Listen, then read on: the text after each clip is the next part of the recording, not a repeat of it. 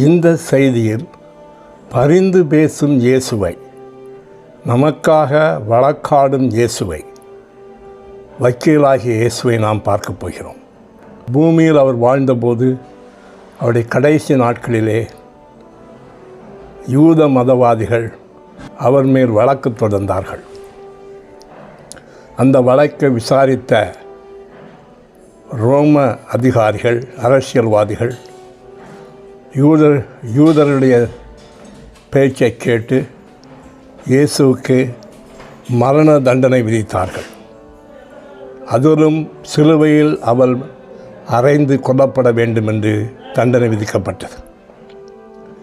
எனவே அவர்கள் முள்முடி சூட்டி சாட்டையால் அடித்து அவரை சித்திரவதை செய்து பெரிய சிலுவையை சுமக்க வைத்து கொல்கதா மலையிலே ஏற வைத்து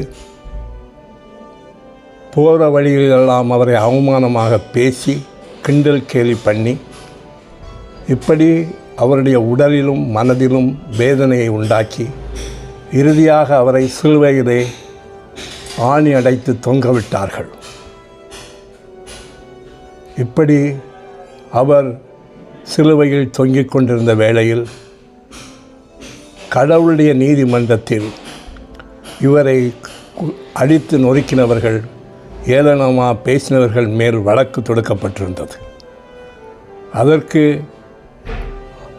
ஆண்டவர் இயேசு பரிந்து பேசும் வக்கீலாக கடவுளிடம் வாதாடினார். அவர் சொன்னார், ஆண்டவரே, கடவுளே, இவர்கள் தாங்கள் செய்வது இன்னதென்று அறியாதிருக்கிறார்கள், எனவே இவர்களை மன்னியும் என்று சொன்னார். வழக்காடினார். இவரை துன்புறுத்தினவர்கள் எல்லாரும் விடுவிக்கப்பட்டார்கள். அவருடைய குற்றங்கள் எல்லாம் மன்னிக்கப்பட்டன. என்னே பரிந்து பேசும் இயேசு, என்னே நமக்காக வழக்காடும் இயேசு, அந்த இயேசு இன்றைக்கும் அப்படிப்பட்டவராகவே இருக்கிறார்.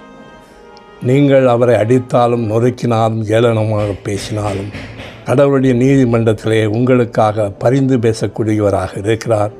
பரிந்து பேசி உங்களை விடுவிக்கக்கூடியவர்களாக, உங்கள் குற்றங்கள் மன்னிக்கப்படும்படி செய்யக்கூடியவராக இன்றைக்கும் இயேசு கிறிஸ்து பரிந்து பேசுபவராக இருக்கிறார்.